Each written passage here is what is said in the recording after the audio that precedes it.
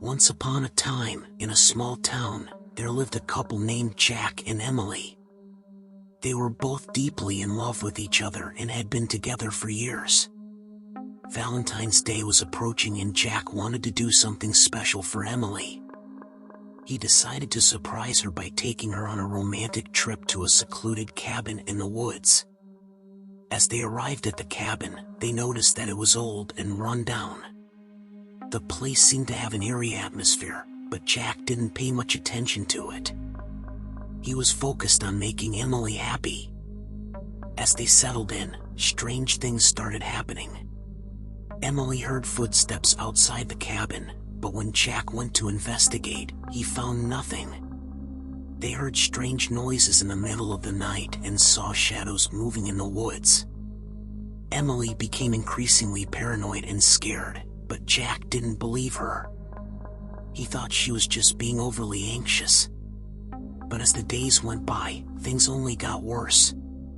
One night, they woke up to find a message carved into the cabin's front door that read, "Get out now."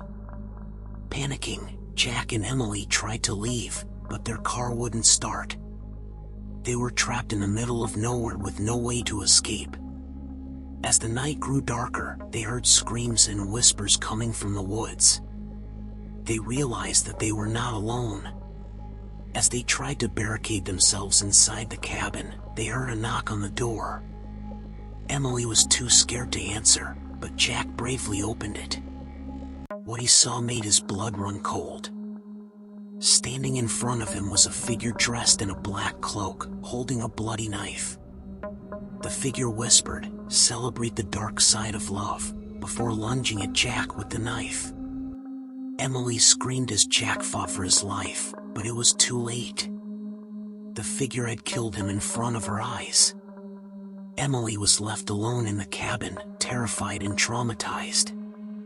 The figure was never caught, and to this day, people say that if you go to the cabin on Valentine's Day, you can hear the screams of Jack and Emily echoing through the woods.